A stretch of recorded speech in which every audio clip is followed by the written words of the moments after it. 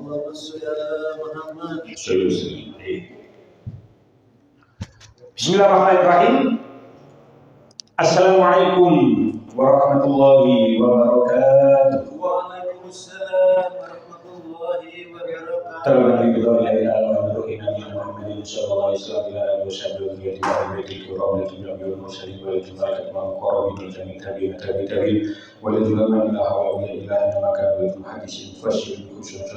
شر المطبري وعشر القدر الجلال وشيخ فخر الأراجي وشيخ إمام القطبي وشيخ إمام ابن كسر وشيخ شرور من المحلي وشيخ جلال بن السيدي وشيخ سليمان من الجمال وشيخ إمام الشافعي وشيخ إمام الشافعي وشيخ محمود الألمشي وشيخ ناوي الأرجنتاني وشيخ أحمد مشتاق المروي وشيخ غير بن معشر وشيخ متوالي الشعراوي وشيخ طنطاوي وشيخ رفاعة الشبكي وشيخ محمد علي الشهري وشيخ كوفية وخوشا ريكي البشري مشتاق رمضان وإلى جميع مشايخنا مشايخنا وإلى جميع المؤمنين والمؤمنات والمسلمين والمسلمات شهد لهم الفاتحة.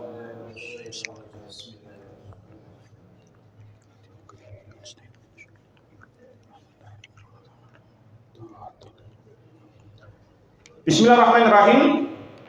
Kita lanjutakan surah Al-Baqarah ayat kaliatus 77. Qala Allah Ta'ala fil Qur'anil Karim. A'udzu billahi minasy syaithanir rajim. Bismillahirrahmanirrahim. In tubdus shadaqati fa innama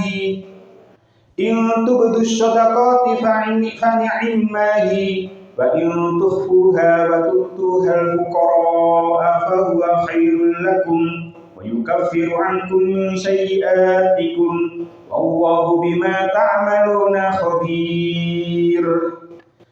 In tubdu lamun nglahiraken sapa sira kabeh, maksude nglahiraken boten melahirkan tapi jelasno ngetokno. In tubdu lamun ngetokno utawa nglahiraken sapa sira kabeh as-shadaqati ing pira-pira sedekah. Fani immahi mongko bagus temen swiji-wiji apa ya si sedekah. Wa in tukhfuha lan namun nyamaraken sapa sira kabeh ing sedekah, wa tu'tuha lan ngaweaken sapa sira kabeh ing sedekah al fuqara ing pira-pira wong fakir, fa huwa mongko utawi ikhfa iku khairun luwe bagus lakum tumrape sira kabeh. Yukafiru lan ngelebur sapa si Allah angkum sanging sira kabeh min sayyiatikum sebagian amal Allah sira kabeh. Wallahu tawi Allah bima kelawan barang tak maluna kang nglakoni sapa sira kabeh ing ma iku khabirun waspada. Kita waos syarahipun kalian 77 setunggal. Lamun sira kabeh padha sedekah kelawan terang-terangan iku bagus. Lamun sira kabeh nyamaraken sedekah sira paringaken marang fuqara iku malah luwih bagus. Lan Allah Ta'ala bakal ngelebur sebagian saking keluputan sira kabeh. In tubdus shadaqati fa ni'mahi. Jika kamu menampakkan sedekahmu, fa ni'mahi, maka itu adalah baik sekali. Wa in tukhfuha, dan jika kamu menyembunyikan sedekah, wa tu'tuhal fuqara, dan kamu berikan kepada orang-orang fakir, fahuwa khairun lakum, maka menyembunyikannya itu lebih baik bagimu. Wa yukaffiru ankum min sayyi'atikum, dan Allah akan menghapuskan dari kamu sebagian kesalahan-kesalahanmu. Wallahu bima ta'maluna khabir, dan Allah mengetahui apa yang kamu kerjakan. Ayat niki tasik membahas tentang sedekah. Tanggone mriki dikatakan tentang tafsir Al-Qurtubi dikatakan Dhahaba jumhurul mufassirin ila anna hadhil ayata fi shadaqatin tatawwu. Mriki dikatakan intubudus sedekah, sing dimaksud sedekah niku napa? Sedekah niku ana sedekah wajib, ana sedekah sunnah. Sedekah wajib niku salah setunggale zakat. Niku termasuk sedekah sing sifatnya wajib. Atau kemarin diterangno nggih pertemuan sebelumnya wong sing nazar akan mengeluarkan sedekah kalau mendapatkan ini. Nazar. Kalau itu terpenuhi maka sedekahnya menjadi sedekah wajib. Jadi sedekah niku ono sing wajib, ono sing sunnah. Tapi menurut jumhur ulama ahli tafsir, sing dimaksud sedekah tenggone ayat niki adalah sedekah sunnah. Jadi sing dimaksud intubudus sedekati, jika kamu menampakkan sedekahmu, sing dimaksud adalah sedekah sunnah. Fani immahi, maka itu bagus. Jadi kenapa kok bagus? Li'annal ikhfa'a fi hadza afdalun minal izhari. Tapi menyembunyikan itu lebih bagus daripada menampakkan. Di tafsir Al-Qurtubi dikatakan seperti itu.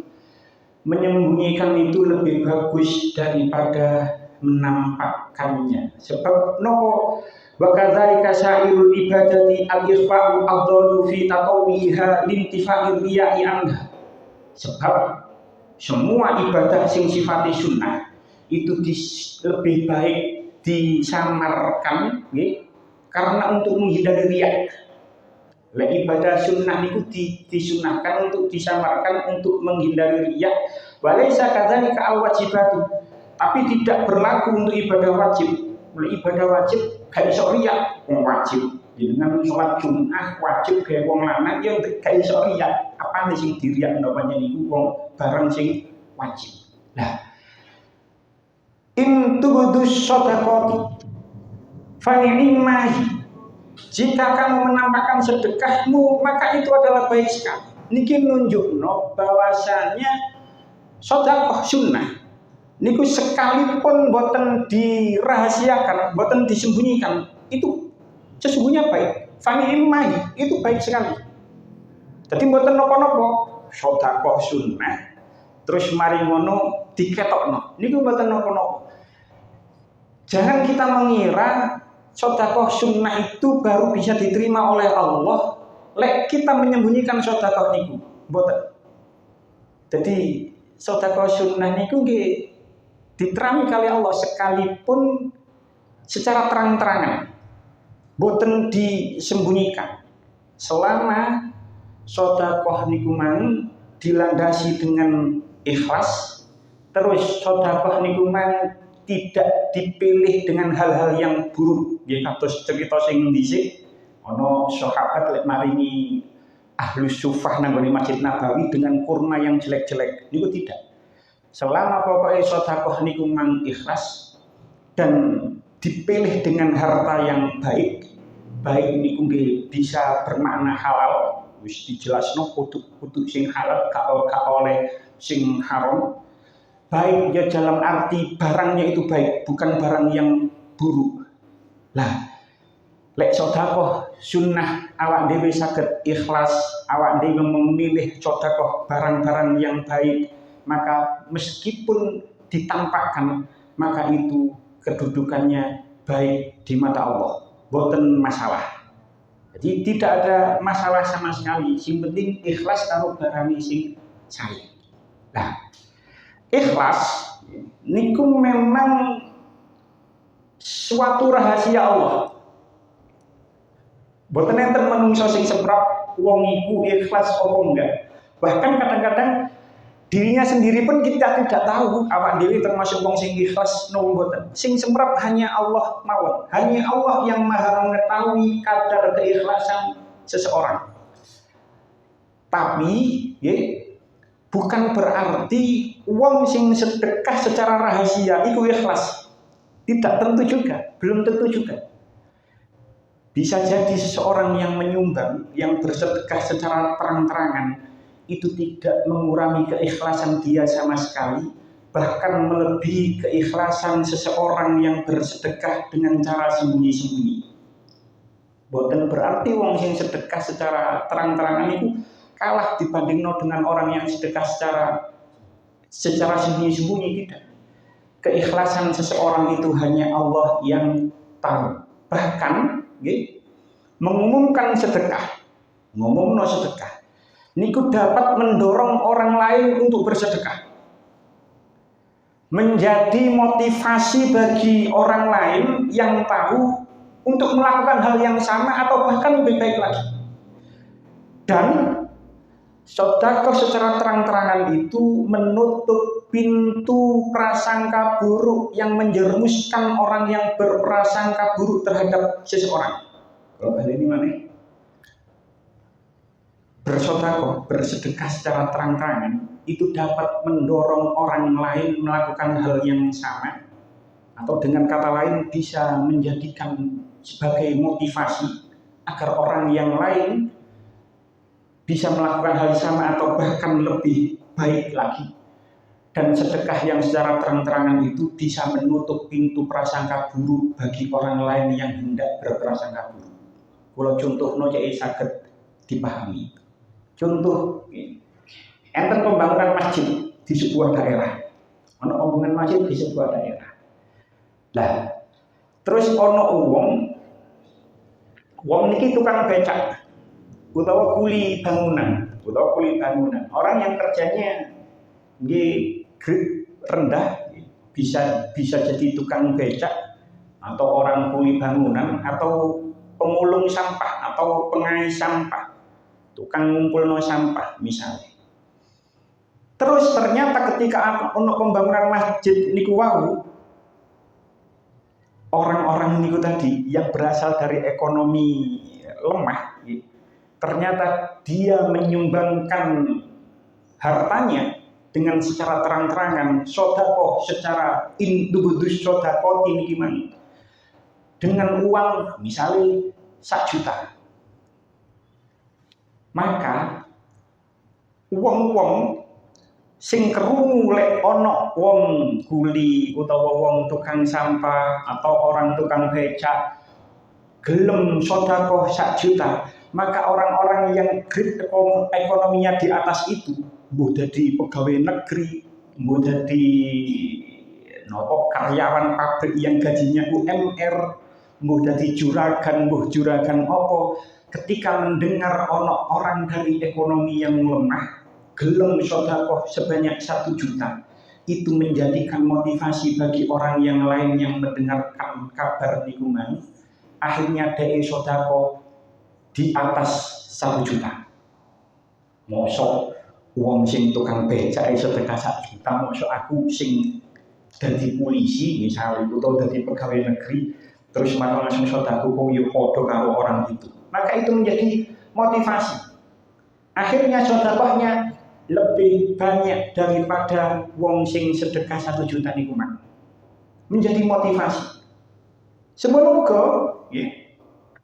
sedekah yang bersifat terang-terangan itu bisa menutup prasangka buruk, menutup pintu prasangka buruk bagi orang yang berprasangka dan menjerumuskan orang itu ke dalam dosa.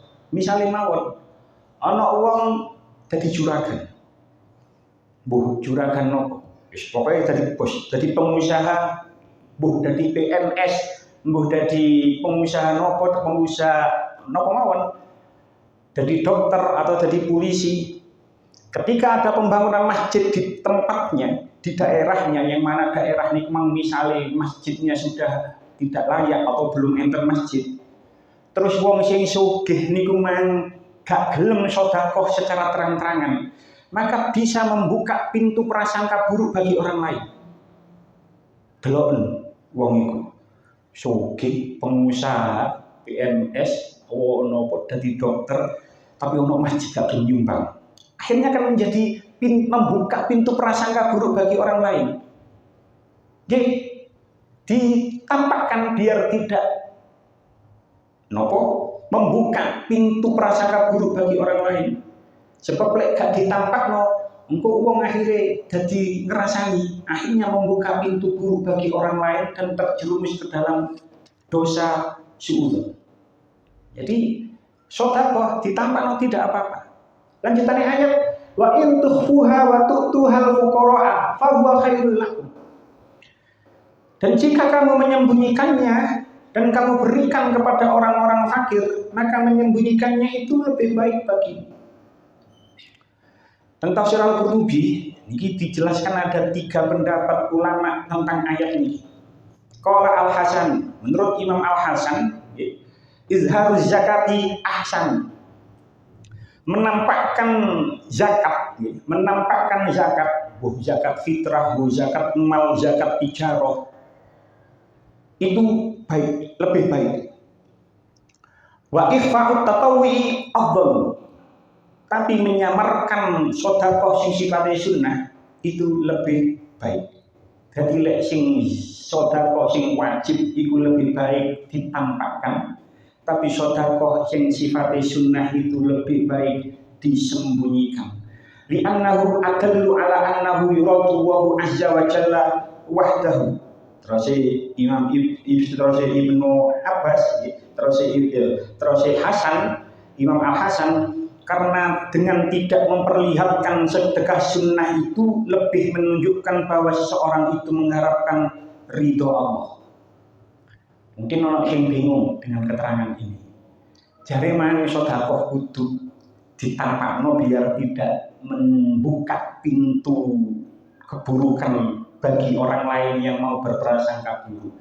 Kok saiki dikatakan sedekah ya kudu sing sunnah itu lebih baik disembunyikan. Nggih, jawab nggih. Mungkin orang sing bertanya seperti itu. Jawab nggih.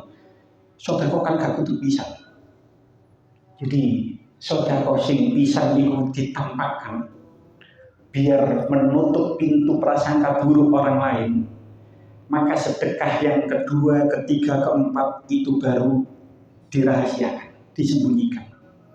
Jadi sedekah kan gak kudu pisan. Ya sedekah misalnya pembangunan masjid terus jadi pengusaha karena dia pengusaha ya sedekah masjid pertama 10 juta misalnya. Maka sedekah kedua, ketiga, keempat dan setelahnya maka itu bisa dilakukan secara sembunyi-sembunyi. Jadi sedekah tidak harus sekali. Sedekah bisa dilakukan berkali-kali. Nah, menurut Imam Ibnu Abbas, qala Ibnu Abbas, ja'alallahu shadaqata sirri fit tatawwi tafdulu ala niyatiyah. Yuqalu bi sab'ina bi'afan. Menurut Ibnu Abbas, sedekah sunnah itu lebih baik disembunyikan dan pahalanya lebih afdol disembunyikan, bahkan pahalanya ditingkatkan, dilipatkan bisa sab'ina bi'afan dengan 70 kali. Sedekah sunnah disembunyikan mendapatkan pahala ditingkatkan sebanyak 7 kali lipat.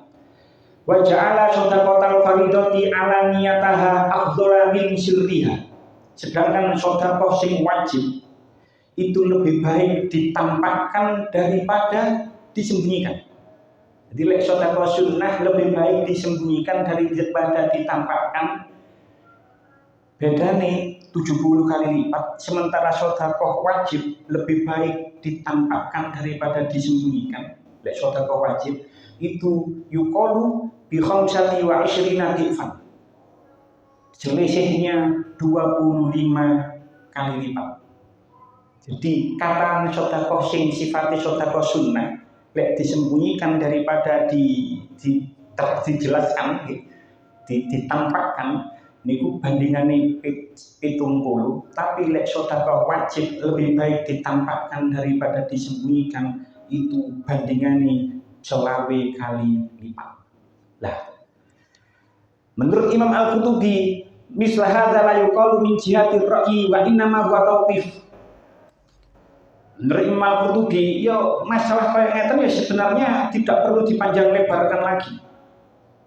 Tidak perlu ada ruang untuk mengemukakan pendapat, sebab nopo banyak sekali hadis yang meriwayatkan tentang fadilah sedekah secara sembunyi-sembunyi. Tanggone mriki dikatakan Kanjeng Nabi nate dawuh afdhalu sholatil mar'i fi baitihi illa maktubah.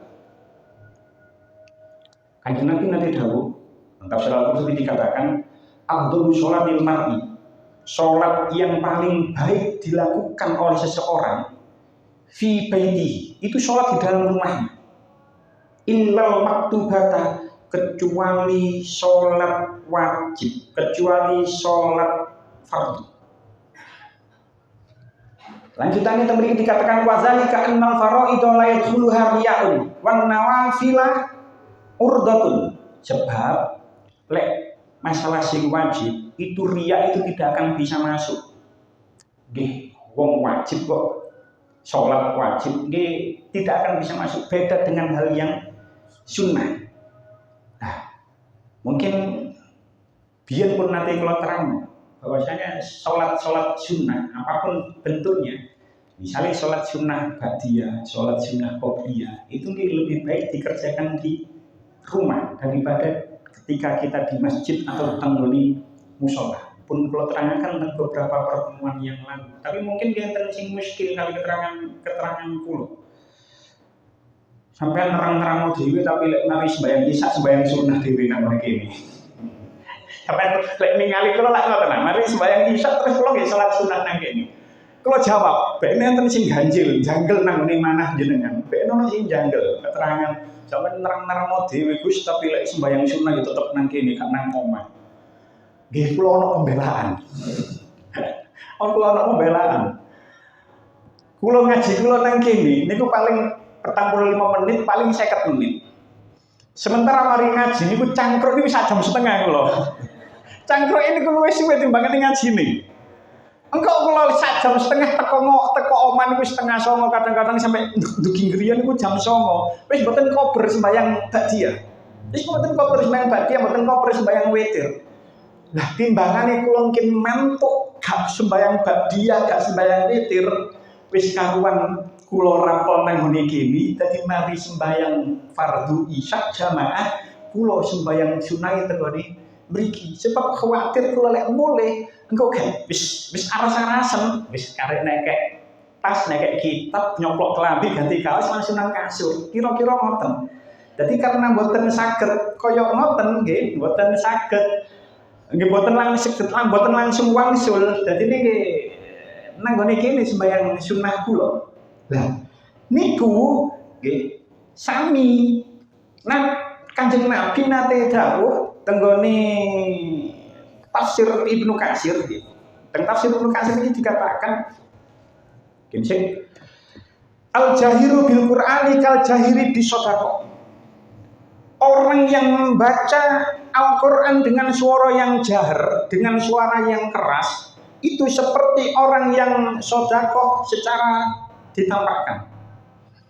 Wal musirru bil Qur'ani kal musirri bis shadaqah. Dan orang yang membaca Al-Qur'an dengan suara perlahan itu sama dengan orang yang sedekah dengan cara sembunyi-sembunyi. Jadi maksud kula ngeten, menyamakan kasus yang kula alami nggih. Niku dengan sebuah hadis Kanjeng Nabi. Kanjeng Nabi nate dawuh, wong maca Quran banget iku padha karo wong sedekah secara terang-terangan. Sedangkan orang sing maca Quran melek pelan diri itu sama dengan orang yang sedekah secara sembunyi-sembunyi. Itu bukan berarti orang yang membaca Al-Quran dengan suara pelan itu baik, tidak. Betul mesti. Gaya wong sing belajar Al-Quran, ket belajar ngaji Quran, tentu mboten oleh ngomong pelan-pelan lirih. Lah gurune bisa krungu. Lek dhek membaca Al-Quran dengan suara yang lirih, dengan suara yang pelan, terus dijelasno, coba jarene Kanjeng Nabi maca Quran pelan kaya sedekah sing sunnah. Sedekah sing sunnah sing dirahasiakan, disembunyikan. Lek ngono aku maca Quran ya pelan-pelan ae. Nah, kalau dia masih dalam tahap belajar, otomatis dia harus menggunakan suara yang keras, yang mana guru atau orang yang mendengarkan saged ngerti salah benerin nang ngene. Nah, semono bukan berarti lek ngono suara banget iku apik maca Quran, gak mesti juga. Gak mesti juga suara, jadi memang suara pelan gak oleh kudu suara banget. Iya, karena dia posisinya belajar membaca Al-Quran. Karena dia posisinya belajar membaca Al-Quran kudu banget, sebab lek pelan guru utawa sing ngrungokno tidak tahu salah benarnya di mana. bukan berarti lek maca Quran ya kudu banget, tidak. Lek wis bengi maca Quran iku ya gak oleh banget sebab mengganggu orang yang tidur. Makanya ketika kita berada di bulan Ramadan, banyak yang sudah membatasi tadarus Al-Quran menggunakan suara toa, menggunakan suara speaker, itu sudah tidak diperkenankan lagi. Biasanya tergantung keputusan takmir, ono sing jam 10, ono sing jam berapa. Ini benar juga, tidak gak mesti juga kutuk banget terus, tidak. Karena di tempat yang lain, di orang yang lain itu dia tidur, jadi mestine kutuke dengan suara yang pelan, tidak memerlukan speaker, tidak memerlukan suara toa. Didawakno maneh gawe wong sing wis maca enak, nggih. Niku maca Al-Qur'an kuduke yo gak usah suwe, gak usah napa untuk menghindari riya, nggih. Kadang-kadang niku ana wong panjenengan geleme niku maca Quran tadarus ketika Ramadan nggih. Ketika Ramadan niku geleme maca Quran, maca tadarus niku lek nyekel mik. Lek mboten nyekel mik nang omah niku mboten maca piyambak. Jadi nang omah niku mboten maca Quran dhewe, tapi lek nang gone masjid nyekel mik baru gelem maca. Suarane enak, di lagu, bisa jadi itu menimbulkan riya. Cuman kadang-kadang ana wong niku yo kadang-kadang kurang tahu diri. Wacaane gak enak, gurung sepiro lancar, gurung sepiro lancar. Macae gak enak, tapi macae nang gone mik. Niku nggih enten. Ngoten niku nggih enten. Iki yo gak ono sing ngelingno, nggih. Kesalahane kan kadang-kadang seperti itu. Wong gak ono sing ngelingno, gak ono sing nyemak, gak ono sing nyemak, gak ono sing nang pinggire, gak ono sing ngelingno ketika salah, gak ono sing nyemak ketika dia membaca nanggone mik, karena gak ono sing nyemak, gak ono sing ngelingno, wis macae gak enak, grotal-gratul, terus lagune yo gak iso, tau tajwide salah kabeh, macane nanggone mik. Niku juga salah juga seperti itu. Jadi nggih kuduwe ngerti lah posisinya seperti apa. Cuman nggih memang secara asal ayat niki wal aslu annal israra afdalu hadhil ayat. Cuman memang secara asal sing dibahas nang gone ayat niki segala sesuatu sing sifatnya sunnah itu lebih baik untuk disembunyikan, untuk dirahasiakan. Secara asal nggih, secara asal. Secara asal nggih, kalau kita bicara hukum, misalnya hukumnya menikah, itu hukum menikah kan secara asal kan sunnah. Yo iso wajib, iso makruh, bahkan iso haram juga. Itu pembahasan yang lebih panjang lagi. Cuman tapi secara asal ya hukum nikah itu sunnah secara asal. Begitu juga mengerjakan suatu amalan yang bersifat sunnah, segala bentuk amal yang bersifat sunnah itu secara asal itu lebih baik dikerjakan secara sembunyi-sembunyi. Niku sing dibahas dengan ayat ini. Makanya teng mriku dikatakan intubdus shadaqati fa ni'mahi. Jika kamu menampakkan sedekahmu itu baik sekali. Wa intufuha wa tu'tuhal fuqara. Tapi jika kamu menyembunyikan sedekah itu dan kamu memberikan kepada orang-orang fakir, fahuwa khairul lakum, maka itu lebih baik lagi bagi. Jadi secara asal menyembunyikan ibadah sunnah itu baik menurut asal ayat ini. Sebab nopo wonten hadis sahih.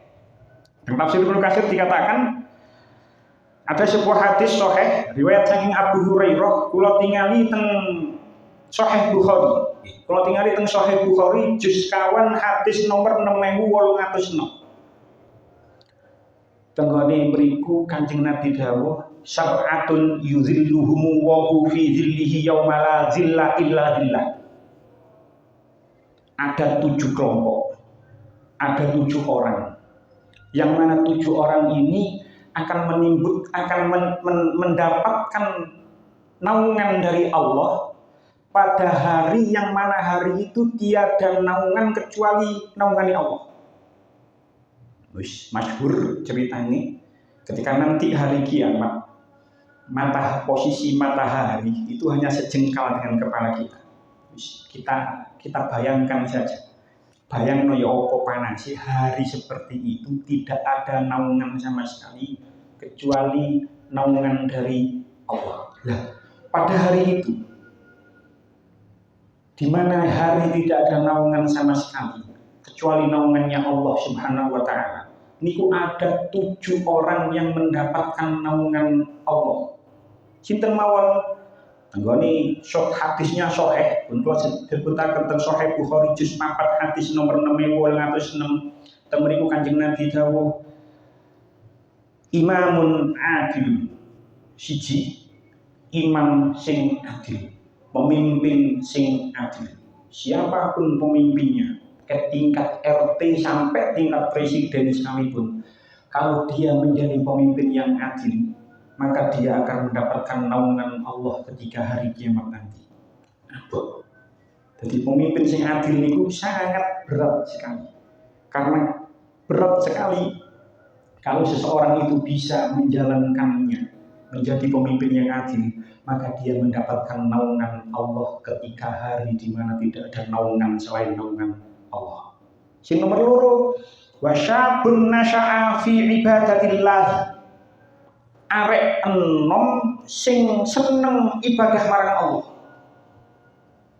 Sabun itu arek enom.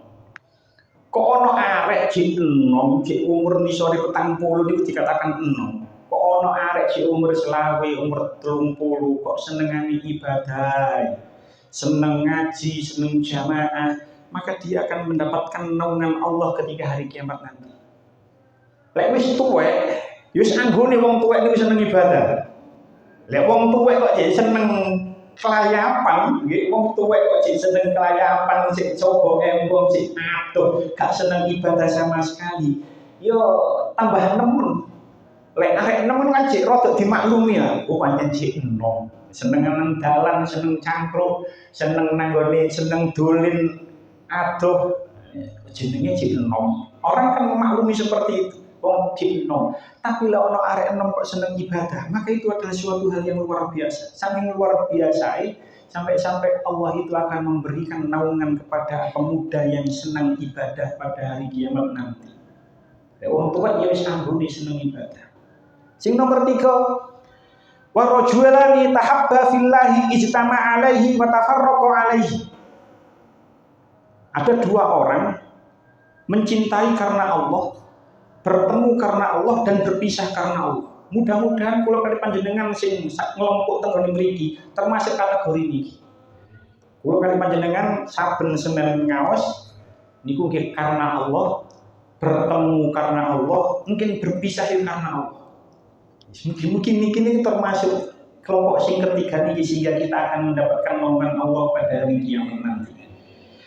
Sing nomor 4, wa rajulun qalbuhu mu'allaqun bil masjidi idza kharaja minhu hatta yarji'a ilaihi. Kono wong hatinya itu tergantung pada masjid. Ketika dia keluar masjid sampai balik maneh. Kono wong seneng nang masjid. Mari metu teko masjid kepikiran maneh engko aku balik maneh nang masjid. Dan itu berulang sampai 5 waktu. Karena dia ahli jamaah, metu maghrib mulai marana songko isya balik maneh, isya mulai engko aku subuh balik maneh. Hatinya seperti itu terus, tergantung nang masjid, mu'allaqun, sangat tergantung kembali nang masjid. Ket metu masjid sampai balik masjid maneh, hati nang masjid terus. Maka orang yang seperti itu dia akan mendapatkan naungan Allah pada hari kiamat nanti. Iku yang nomor 4. Sing nomor gangsal, wa rajulun zakarallahu khalian fafadat ainahu. Sing nomor gangsal, seseorang yang berzikir kepada Allah di tempat yang sepi, terus kedua air matanya meneteskan air mata. Niku nggih abot. Kalau kita berzikir secara berjamaah, ketika bareng-bareng napa maneh sing mimpin niku misale enak. Biyen kaya biyen enten Ustaz Arifin Ilham pun almarhum. Itu ketika beliau memimpin istighosah, memimpin doa, memimpin istighosah bersama. Ini kuat tak wong sing istighosah niku sampai nangis-nangis. Niku nggih gampang ae. Sebab nggih kondisinya syahdu, sing mimpin yo enak sehingga dia mudah mengingat Allah terus meneteskan air mata. Sing angel niku gak kabeh wong iso. Nang gone tempat yang sepi, ijenan, terus zikir marang Allah, terus sampai netes air matanya. Niku angel. Sing gampang ya kira-kira ya zikir wiritan marang sing keturun ngono ae sing gampang. Tapi lek sampai netes air matanya ketika zikir di tempat yang sepi sendiri, niku susah. Karena susah, maka Allah menjanjikan dia akan mendapatkan naungan ketika hari kiamat nanti. Niku sing nomor 5. Sing nomor 6, wa rajulun ta'athu imra'atun zatu mansyidin wa jamalin. Faqala inni akhafu wahu.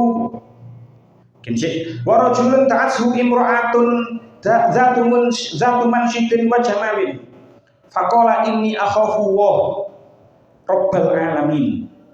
Inni akhafu wa rabbal alamin. Sing nomor 6, seorang laki-laki yang dipanggil oleh seorang wanita, yang mana wanita ini mempunyai pangkat dan wanita ini mempunyai kecantikan yang luar biasa. Terus dia berkata, inni akhafu wa rabbal alamin. Sesungguhnya aku takut kepada Allah, Tuhan semesta alam. Niki nggih ngapun. Bomono arek lanang.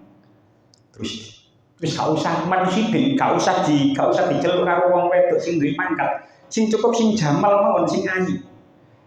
Terus di WA, Mas, umaku sepi, sampai merinio. Kira-kira ya apa kira-kira? Kira-kira moro kira-kira moro. Kira-kira lho. Mas, omaku sepi, sampai moro. Apa maneh sing WA niku mang arek sing disenengi. Arek sing dikarepno. Arek yang memenuhi kriterianya. Mas, umaku sepi, sampai merinio. Kira-kira moro apa jawab inni akhafu wa. Kira-kira moro. Apa untuk mengatakan ini akhafu wa utawa gak wis Mas yo gak ngomong koyo ngoten, menolaknya niku nggih berat. Makanya niki dikatakan wa rajulun ta'athu imra'atun, seorang laki-laki yang dipanggil oleh seorang perempuan yang mempunyai kedudukan dan mempunyai kecantikan, terus dia tidak mau dan berkata inni akhafu wa rabbal alamin. Lah ono wong lanang diceluk warek wedok sing ayu kok iso nolak, maka orang itu akan mendapatkan naungan Allah di hari kiamat nanti. Sing terakhir enten hubungannya kali ayat niki, wa rajulun tasaddaqa bi shadaqatin fa akhfaha hatta la ta'lama shimaluhu ma tunfiqu bi yaminihi. Seseorang yang bersedekah terus dia menyembunyikan sedekah itu tadi sehingga tangan kirinya tidak tahu apa yang diinfakkan oleh tangan kanannya. Tentu ini adalah sebuah majas. Sampai-sampai tangan kirinya tidak tahu apa yang diinfakkan oleh tangan kanannya. Sedekah secara rahasia, gak ono wong bahkan keluarganya sendiri saja tidak tahu. Orang yang seperti itu, 7 golongan ini adalah orang-orang yang mendapatkan naungan Allah pada hari kiamat nanti. Balik dengan ayat bahwasanya memang orang-orang yang bersedekah secara sembunyi-sembunyi itu baik, itu yang paling baik. Bahkan enten hadis yang cukup panjang tenggone mriki diriwayatkan saking Imam Ahmad, saking Malik, saking Anas bin Malik. Amin Nabi sallallahu alaihi wasallam qol lamma khalaqallahu al-ardha ja'alat tamidu fa khalaqal jibala fa alqaha 'alaiha fastaqarrat. Ketika Allah menciptakan bumi, maka bumi itu berguncang. Lalu Allah menciptakan gunung-gunung, kemudian gunung-gunung itu diletakkan di atas bumi, maka barulah bumi itu stabil, tidak bergoncang. Gunung-gunung yang ada di bumi itu pasai bumi. Itu pasaknya bumi. Lah, ketika gunung-gunung ini sampun mancep nanggone bumi, fata'ajjabat al malaikatu min khalqil jibali. Terus malaikat niku gawok dengan gunung niku man. Faqalat ya Rabb hal fi khalqika syai'un asyaddu minal jibal. Malaikat tanglet marang Gusti Allah. Duh Gusti, napa enten makhluk panjenengan sing luwih hebat timbangane napa enten makhluk panjenengan sing luwih kuat timbangane gunung. Terus Gusti Allah menjawab, qala na'am al-hadidu. Iya ono wesi. Terus malaikat tanglet maneh, ya Rabb fahal min khalqika syai'un asyaddu minal hadidi. Napa wonten makhluk panjenengan sing luwih kuat timbangane wesi? Qol Allah jawab, na'am an-naru. Geni. Wesi diopong geni menang geni. Qol ya Rabb fahal min khalqika syai'un asyaddu minan nar. Malaikat tanglet malih marang Gusti Allah, Gusti napa wonten makhluk panjenengan sing luwih kuat timbangane geni? Qol na'am al-ma'u. Terus Gusti Allah jawab, ono banyu. Banyu lek yo akeh nggih, banyu lek akeh ambek iso memadamkan api, iso memadamkan api. Qalat ya Rabb fahal min khalqika syai'un asyaddu minal ma'i. Gusti napa wonten makhluk sing luwih hebat maneh luwih kuat maneh timbang banyu? Qol na'am ar-riyahu. Ono yaiku angin. Terus malaikat tanglet maneh ya Rabb fahal min khalqika syai'un asyaddu minar rihi. Napa wonten makhluk panjenengan sing luwih hebat timbangane angin? Qol na'am ono. Sinten ibnu Adam yatasaddaqu bi yaminihi fayukhfiha min shimalihi. Yaiku wong sing sedekah menggunakan tangan kanannya sementara tangan kirinya tidak tahu. Itu adalah makhluk Allah yang paling kuat mengalahkan segalanya. Ini hadis yang lain riwayat saking Abu Dzar nanti dawuh Kanjeng Nabi nanti dawuh Abu Dzar tanglet marang Kanjeng Nabi, ya Rasulullah ayu shadaqati afdal. Gusti Kanjeng Nabi sedekah napa sing paling afdal? Qol sirrun ila faqirin au juhdun min muqillin. Sedekah sing paling apik itu adalah sedekah sembunyi-sembunyi kepada orang fakir atau jerih payah dari orang yang miskin. Jadi lewat keterangan ayat ini secara asal sedekah sing sifatnya sunnah itu lebih baik dikerjakan secara sembunyi-sembunyi atau secara rahasia. Lanjutan ayat batu tuhal fuqara fa huwa khairul lakum, dan kami berikan kepada orang fakir maka itu lebih bagus, dan kamu berikan kepada orang fakir maka itu lebih bagus. Lewat ayat ini sebenarnya sing apik sedekah itu di samping secara sembunyi-sembunyi, secara asal di samping dikerjakan itu secara sembunyi-sembunyi, sedekah sembunyi-sembunyi itu kita berikan kepada orang fakir dengan cara mendatangi rumahnya. Jadi sing apik itu seperti itu. Sedekah sing sae dilakukan secara sembunyi-sembunyi, terus mendatangi langsung rumahnya secara langsung, mengasihkan langsung ke orang yang secara langsung. Tidak mengumpulkan mereka ke rumah kita terus mereka mengambilnya. Sing terjadi kebanyakan di sekitar kita itu ketika Ramadan nonton mawon niku banyak orang-orang kaya niku open house, membuka rumahnya terus maringi kupon, di kupon itu disebar, terus langsung orang-orang yang mendapatkan kupon itu moro nanggone omahe wong sing sugih, terus menukarkan kupon itu tadi dengan uang sedekah sisi satu sunnah.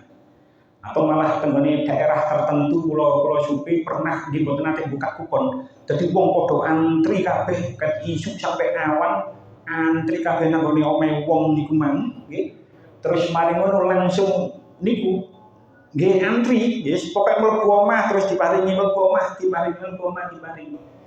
Nggih sah-sah saja, mboten napa-napa. Nggih lanjut tenggene ayat itu kan dikatakan in tubdus shadaqati, nggih niku man in tubdus shadaqati fa ni'mahi. Itu baik-baik saja, mboten napa-napa. Cuman kalau kita mau menyembunyikan sedekah kita, terus kita mau mendatangi mereka secara langsung, niku secara tidak langsung itu kita menjaga harga diri mereka. Jangan bayangkan, beda lagi dengan orang yang sudah mentalnya peminta-minta, beda lagi dengan orang yang sudah mentalnya seperti itu. Cuman jangan bayangkan secara lazimnya orang niku ketika ngantri jaluk sedekah, niku kan menjatuhkan harga dirinya. Seolah-olah kita itu meminta-minta, seolah-olah seperti itu. Padahal yo jaluk juga sih, cuman kan iki kan sedekah sunnah. Tapi kesannya niku koyo wong minta-minta. Itu secara tidak langsung bagi orang yang mentalnya itu bukan mental peminta-minta. Hal seperti itu menjatuhkan harga dirinya. Jadi sing sae yen niku mah sedekah secara sembunyi-sembunyi, watu hal fuqara. Terus kita berikan kepada orang yang fakir. Kita berikan secara langsung. Fa huwa khairun lakum, itu adalah yang lebih baik. Yo disembunyikan niku mang, yo langsung dikekno nang ngene wong sing fakir.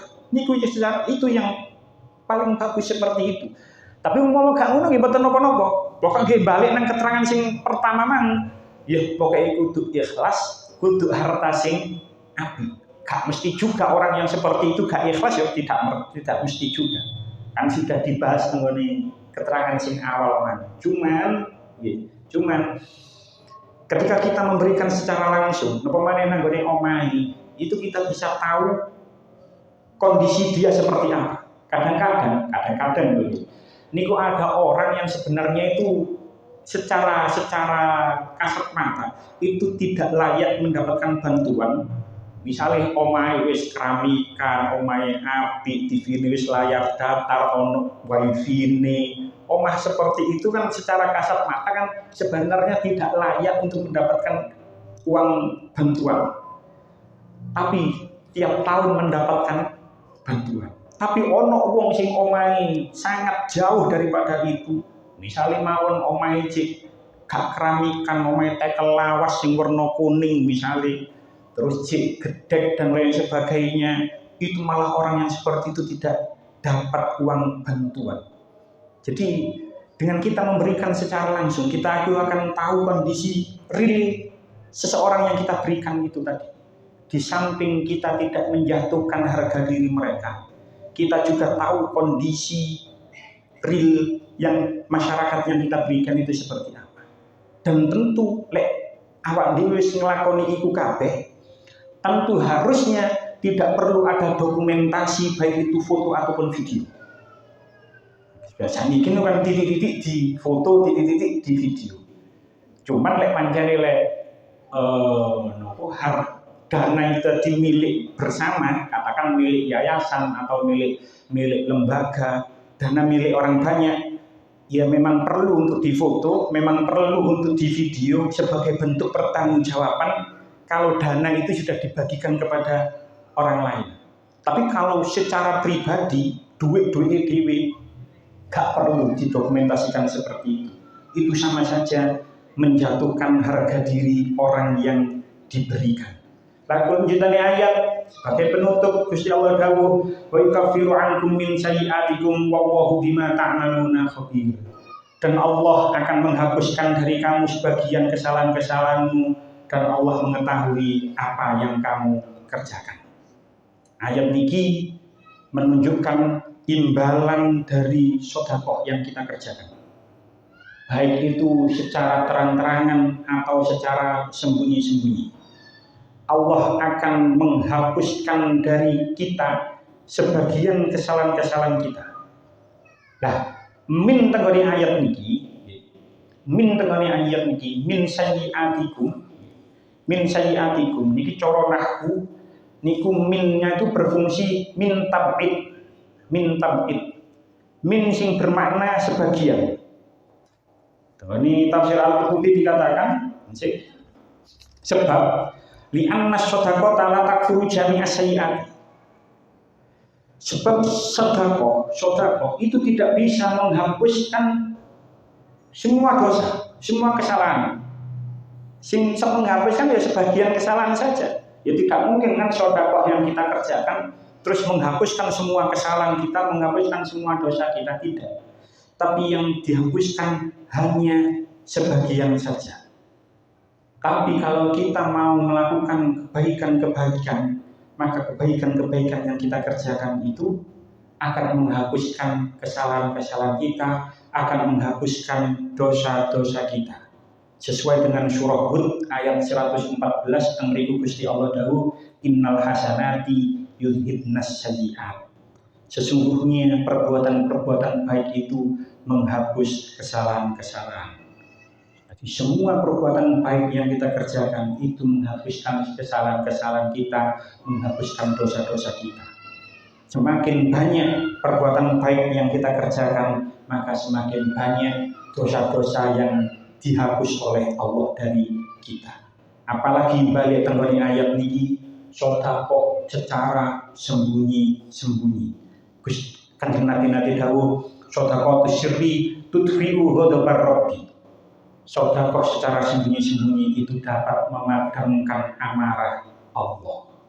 Jadi lewat ayat ini balik tenggone keterangan awal, sedekah sing sifatnya sunnah itu dikerjakan secara terang-terangan itu boleh-boleh saja, baik-baik saja, tapi dikerjakan secara sembunyi-sembunyi dan diberikan kepada orang yang fakir secara langsung itu lebih baik. Pun cekap sematan mungkin dari keterangan manfaat. Bismillahirrahmanirrahim. Allahumma ya Allah waj'alna wa auladana wa dhurriyyatina min ahli ilmi wa ahli khair wa la taj'alna wa iyyahum min ahli syarri wa dhair. Allahumma waj'alna wa iyyahum min ibadika sholihin. Rabbana atina fid dunya hasanah wa fil akhirati hasanah wa qina adzabannar. Wa sallallahu alaihi Muhammadin nabiyil ummi wa ala alihi wa sallam. Alhamdulillahirabbil alamin. Wassalamualaikum warahmatullahi wabarakatuh.